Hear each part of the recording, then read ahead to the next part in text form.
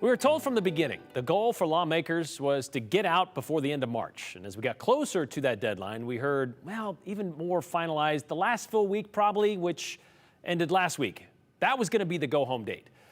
Well, technically, they could still get out by the end of March because they didn't officially adjourn last Friday, despite their best efforts to do so late Friday night. Well, best effort may be debatable, which we'll get into in a moment. So now it's Thursday when lawmakers are expected to wrap it up officially.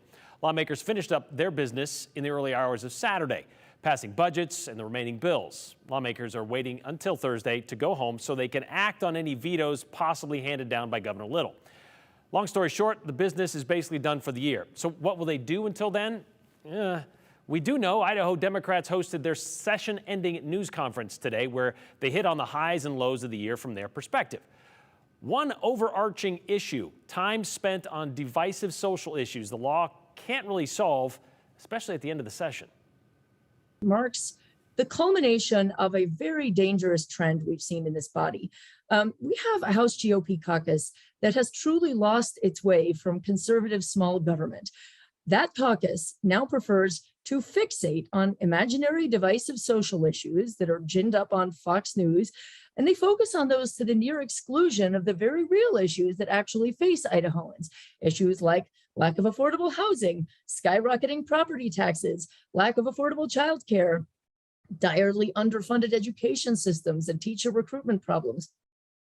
And far from advocating for traditional conservative values like local control or a government that stays out of people's business, this Idaho House GO caucus now veers toward command and control regulation of everything from the bedroom to the boardroom. Yeah, some pretty strong criticism from House Minority Leader Democrat Alana Rebel. Meanwhile, from the other side of the aisle, House Speaker Scott Bedke says debate on those social issues is an important part of American politics. And despite the sidetracks, many GOP lawmakers feel they had a successful year. There are parts of the world that those never come up. And I think that that's just an indicator of the free society that we live in, where we can have this exchange of ideas and not have to worry about, life and death type issues. We passed a historic tax cut. We made historic investments back into our public school systems. We made historic investments into our roads and bridges and our water infrastructure statewide. And then I think that we set up a responsible budget within the bounds of this year. We made responsible investments of the federal money in ways that will benefit Idaho in the long run. We paid off all of our debts. We addressed all of our deferred maintenance issues.